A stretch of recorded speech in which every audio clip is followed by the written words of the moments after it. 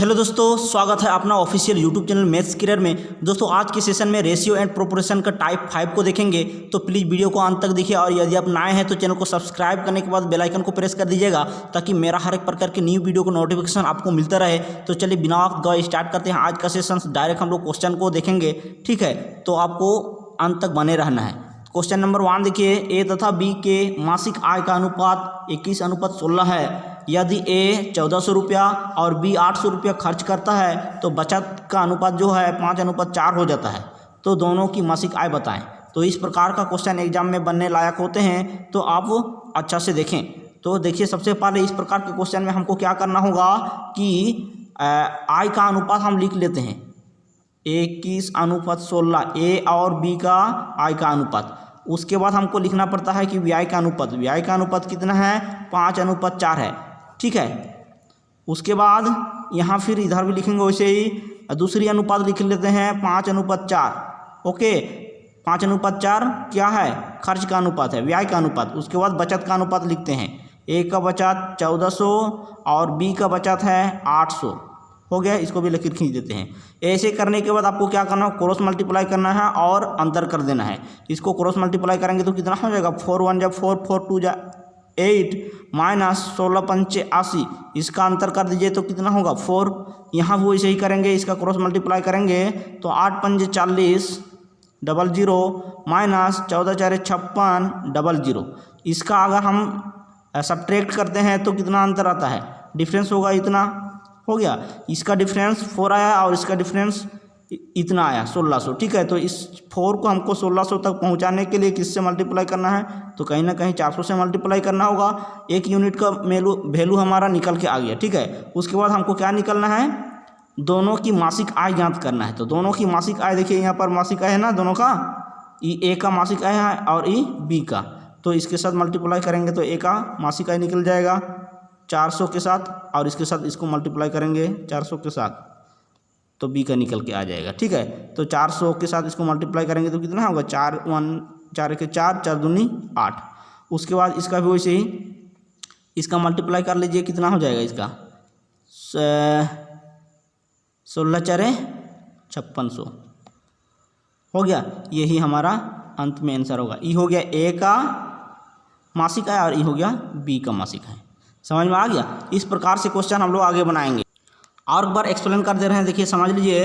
देखिए क्या करना है, सबसे पहले हमको ए और बी का आय लिख लेना है। यहाँ पर मासिक आय, मासिक आय का अनुपात इतना है ना, तो मासिक आय का अनुपात लिख देते हैं। उसके बाद दूसरा अनुपात लिखेंगे। क्या दूसरा अनुपात क्या है दिया है? खर्च का अनुपात। आय का अनुपात और खर्च का अनुपात, इसको क्रॉस मल्टीप्लाई करके अंतर निकाल लेंगे। ओके, उसके बाद दूसरा में क्या करना है कि खर्च का अनुपात, जो व्यय का अनुपात है ना, वो दोनों को लिख लेंगे। उसके बाद बचत का अनुपात, बचत का अनुपात। ओके, इसको भी वैसे ही क्रॉस मल्टीप्लाई करके इसका अंतर निकाल लेंगे। हो गया। यहाँ से जितना अंतर निकला है और यहाँ से जितना अंतर निकला है, इस अंतर को इस अंतर तक पहुँचा देना है। इसको यहाँ तक पहुँचाने के लिए इससे मल्टीप्लाई करना होगा। तो 1 यूनिट का वैल्यू निकल के आ गया। 1 यूनिट का निकलने के बाद जो आपको पूछेगा वही आप जवाब दे सकते हैं। जैसे यहाँ पर कहा गया है कि दोनों की मासिक आय, दोनों की मासिक आय तो यहाँ पर है ए का मासिक आय इतना है और बी का मासिक आय अनुपात में इतना है। तो इसके साथ मल्टीप्लाई कर देंगे इसको तो इतना आ जाएगा ए का, और इसके साथ बी को तो बी का आ जाएगा। आशा करता हूँ आपको समझ में आया होगा। चलिए आगे देखते हैं क्वेश्चन। नेक्स्ट क्वेश्चन, राम तथा श्याम के आय का अनुपात 5:4 है। राम तथा श्याम के आय का अनुपात 5:4 है तथा उनके खर्च का अनुपात 10:7 है। यदि 2500 रुपया प्रत्येक ने बचत करता तो दोनों की आय का अनुपात हमको निकलना है। ओके, सेम क्वेश्चन है। देख लीजिए क्वेश्चन कैसे बन रहा है। आपको अप्रोच सीखना है, कैसे अप्रोच हो रहा है। देखिए, सबसे पहले हमको आय का अनुपात लिख लेना है 5:4। उसके बाद व्यय का अनुपात लिख लेना है 10:7। ओके, इसको अंतर करेंगे क्रॉस मल्टीप्लाई करके। इसको क्रॉस मल्टीप्लाई करेंगे कितना? 2 4 40 माइनस 7 पंजे 35। इसका अंतर करेंगे तो कितना आ जाएगा? सिर्फ हमको अंतर चाहिए है ना। ये दोनों का अंतर कितना होगा? 5 होएगा।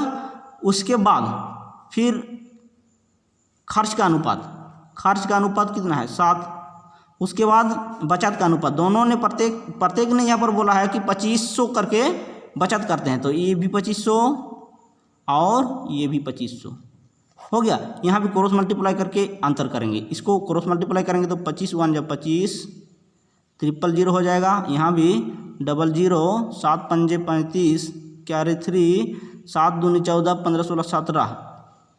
ठीक है, इसका यदि हम सब्ट्रैक्ट करते हैं तो कितना आता है, देखिए सब्ट्रैक्ट कर लेते हैं अच्छे से।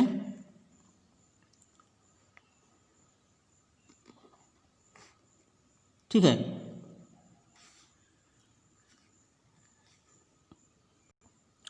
हो गया। इसका यदि अंतर करते हैं तो 7500 आता है। ठीक है, उसके बाद मेरा फर्ज क्या बनता है कि इस अंतर को यहाँ तक पहुँचाना है हमें, तो 2 0 तो यहाँ पर होएगा ही।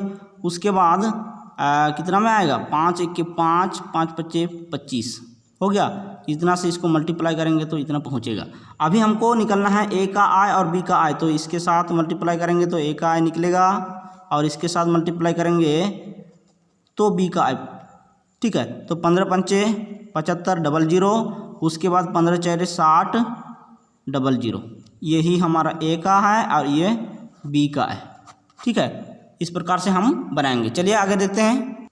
नेक्स्ट क्वेश्चन, 3 वर्गों में विद्यार्थियों की संख्या 2:3:4 के अनुपात में है। अगर प्रत्येक में से 40 विद्यार्थियों को बढ़ा दिया जाता है तो इनका अनुपात 4:5:6 हो जाता है। तो विद्यार्थियों की कुल संख्या बताना है। ठीक है, तो देख लीजिए, सबसे पहले क्या है कि 3 विद्यार्थियों का अनुपात दिया हुआ है तो पॉसिबल नहीं है बनाने का, तो 2 विद्यार्थियों को लेके चलते हैं। 2:3 हो गया 2 विद्यार्थियों का, 2:3। ठीक है, उसके बाद यहाँ से भी 2 विद्यार्थियों का निकालेंगे, 4:5 हो गया। इसका क्रॉस मल्टीप्लाई करते हैं, 5 दूनी 10, 4 तिये 12, 12 माइनस 10 तो अंतर कितना आएगा, 2 आएंगे ना। उसके बाद वैसे ही प्रत्येक में से क्या बोल रहा है, 40 विद्यार्थियों को बढ़ा दिया जाता है। प्रत्येक में से 40 विद्यार्थियों को बढ़ा दिया जाता है तो दूसरा अनुपात को हमको लेना होगा 4:5। ओके, उसके बाद 40 विद्यार्थियों को बढ़ा दिया जाता है, यहाँ भी, यहाँ और यहाँ भी। इसको भी मल्टीप्लाई कर लेते हैं, 4 पंजे 20, उसके बाद 4 4 16।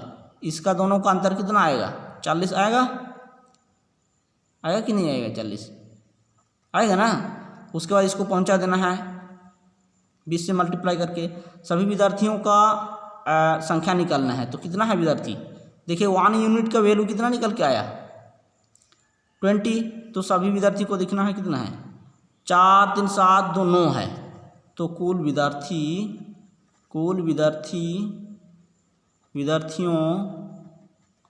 की संख्या कितना आएगा, 4 3 7 2 9, 9 गुनी 20 तो कितना हो जाएगा, 9 दूनी 18, 180 जो है विद्यार्थियों की संख्या है।